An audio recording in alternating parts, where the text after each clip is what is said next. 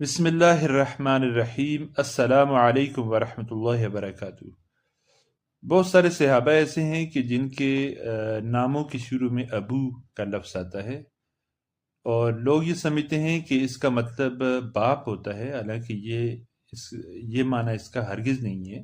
اس کا مطلب والا ہوتا ہے، جس طرح کہ ابو بکرہ رضی اللہ تعالی عنہ، اور اسی طرح ابو تراب، ابو ہریرہ رضوان اللہ علیہ مجمعین۔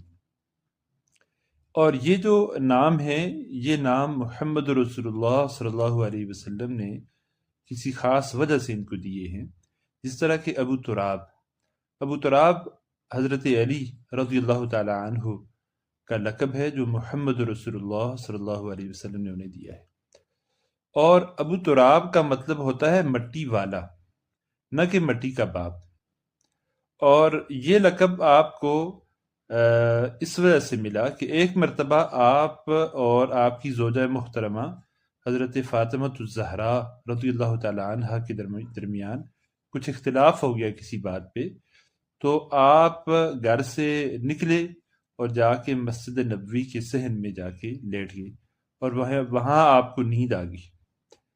جب رسول اللہ صلی اللہ علیہ وسلم اپنی بیٹی کے گھر گئے اور جا کے آپ کا پوچھا، تو حضرت فاطمہ الزہراء رضی اللہ تعالیٰ عنہ نے بتایا کہ وہ تو اختلاف کی وجہ سے گھر سے نکل گئے۔ تو آپ آئے اور آپ نے مسجد نبوی کے صحن میں آپ کو پایا، اور آپ کے چہرے پر گرد پڑی ہوئی تھی، مٹی پڑی ہوئی تھی۔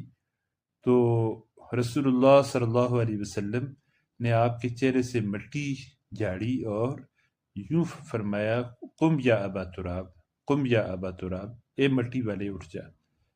تو اس دن سے حضرت علی رضی اللہ تعالی عنہ کا یہ لقب ابو تراب مشہور ہوا۔ اس کا یعنی یہ ان کی محبت تھی محمد رسول اللہ صلی اللہ علیہ وسلم کے ساتھ، کہ آپ اپنے آپ کو ابو تراب کہنا پسند کرتے تھے۔